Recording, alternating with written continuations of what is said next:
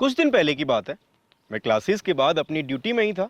रात को कुछ 3:15 बज रहे होंगे। पीडियाट्रिक आईसीयू बेड नंबर 6 एक बच्चा वेंटिलेटर पे था और हमारी एक स्टूडेंट प्रिया कोने में खड़ी रो रही थी। उसने सिसकते आते हुए मुझे बोला, मैं हर बच्चे का डोज फॉर्मूला से निकालती हूँ, फिर भी किसी बच्चे का फीवर ठीक हो रहा है, किसी का नहीं हो रहा। हर बच्चा कुछ अलग रिएक्ट कर रहा है, मुझे समझ नहीं आ रहा मैं क्या करूँ।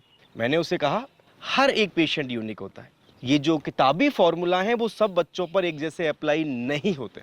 एकदम वो बोल पड़ी। उसने कहा, सर हाँ, हम 2 ट्विन सिस्टर्स हैं, दोनों एक जैसे हैं, लेकिन हमारी कामयाबी बिल्कुल अलग। मेरी सिस्टर बच्चों को सिंगिंग सिखाती है और मैं बच्चों को नर्सिंग करवाती हूँ। हम दोनों हंस पड़े। लेकिन मुझे उसी वक्त एक ख्याल आया कि जब 2 ट्विन सिस्टर्स इतनी अलग हो सकती हैं तो मेरे स्टूडेंट्स कितने अलग हो सकते हैं। किसी की वीकनेस अलग, किसी की स्ट्रेंथ अलग, तो फिर सबका स्टडी प्लान एक जैसा क्यों? नमस्कार, मैं Aman Singhal, your NPrep educator of paediatrics. लेकिन सच कहूं, पीडियाट्रिक्स की एक अलग ही दुनिया है। यहाँ पेशेंट आपको अपना दर्द नहीं बता सकता। 2 साल का बच्चा बस रोता रहता है। कहाँ दर्द हो रहा है, कब से दर्द हो रहा है, नहीं बता सकता। आपको यहाँ उसका दर्द पढ़ना पड़ता है, उसकी आंखें पढ़नी पड़ती हैं, उसकी माँ की घबराहट पढ़नी पड़ती है। और ये सिर्फ किताबी ज्ञान से नहीं आता। फिर एक बार ओपीडी में एक बच्चा आया, इंजेक्शन से बहुत डरता हुआ अपनी माँ की गोद में कस के चिपक के बैठा हुआ था। मैंने सिरिंज को पीछे किया, 5 मिनट उससे बात की। क्या नाम है आपका? स्कूल जाते हो? फेवरेट कार्टून कौन सा है? वो बोला, छोटा भीम। मैं कहा, छोटा भीम तो इंजेक्शन से नहीं डरता, आप डरते हो? वो हंसा।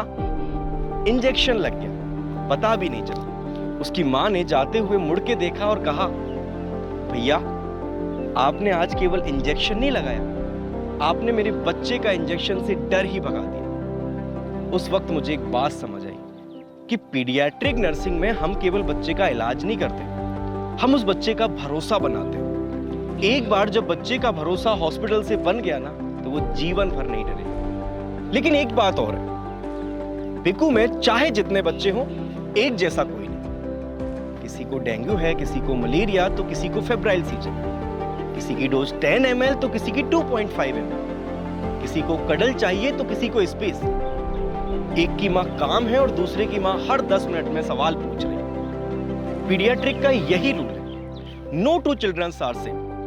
ट्रीटमेंट सेम नहीं हो सकता, अप्रोच सेम नहीं हो सकती। और यही बात स्टूडेंट्स पर भी लागू होती है। हर एक स्टूडेंट अलग होता है। किसी का पीडियाट्रिक्स स्ट्रॉन्ग है, ग्रोथ एंड डेवलपमेंट पर अच्छी ग्रिप है, और वहीं दूसरा बच्चा डेवलपमेंटल माइलस्टोन्स को रट रट के उसका दिमाग घूमा हुआ है।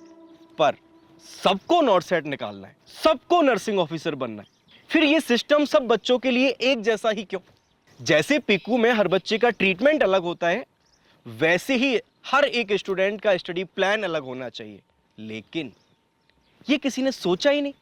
और इसी सोच के साथ we are launching NPrep edition 6। NPrep edition 6 एक प्रॉमिस है।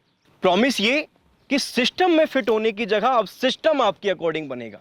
जितनी स्पीड कंफर्टेबल होगी उतनी ही। जो टॉपिक कमजोर है, जिसमें ज्यादा टाइम देना चाहिए से लेकर टाइम टेबल तक।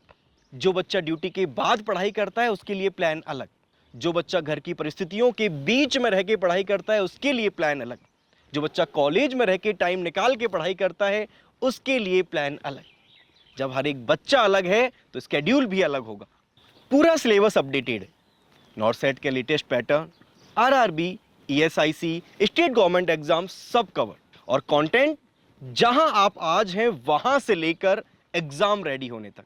एनप्रेप एडिशन 6 आपका पर्सनल कंपेनियन होगा। तो इस एडिशन में मैं आपके साथ हूं। हर टॉपिक, हर लेक्चर में मैं आपके साथ हूं। सो मैं अमन, your NPrep educator of paediatrics. तो मिलते हैं एडिशन 6 में। तब तक के लिए ड्यूटी पर रहना, दिल से पढ़ना।